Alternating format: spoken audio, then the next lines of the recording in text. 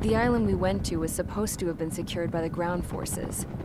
They hadn't gotten a handle on things by the time we got there, so now we were stuck in the middle of a half-assed campaign. My job was to get the planes ready for combat, making repairs and handing them over to our troop of cons. Thing is, the enemy still had the hangars. The comms were still down, so none of us knew what the hell was going on.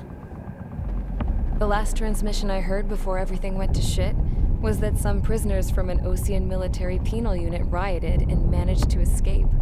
They stole some jets and now they were flying around, taking out their former allies left and right. I wonder if any units like ours were out here, creeping around. Hearing the Osean jets firing at each other overhead chipped away at morale. Since the radio was out, it was quiet. I liked it better that way. All I heard was the gunfire. Here we were, walking around carrying rifles. We were pilots, damn it. Friendly fire will probably kill us. You know things are desperate when the guards that used to lock us into solitary are now telling us it's better we all stick together. I guess they think our odds of surviving this war are better that way. After walking for miles across the battlefield, we came across the wreckage of a plane. Passenger, not military. I knew that rose. It was an Erusian liaison plane. The guards' dogs smelled something and took off. They led us to a cliff. And the bodies. Today, I lost everything. When Osea attacked our capital, my father, a man who was never really suited to being the king, was killed. I was to be flown out of the war zone to safety, but the plane was shot down by rebels. The entire crew was killed in the crash. Soldiers appeared and one shot at me. My dog went after him and I shot him to pieces. He was my best friend. After all those speeches I gave about working together for peace, I thought everyone felt the same as I did.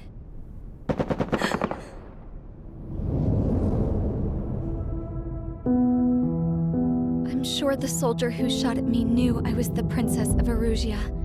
He was Erusian too. More soldiers have come.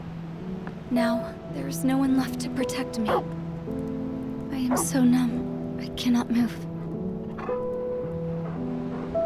I watch as one of their dogs approaches.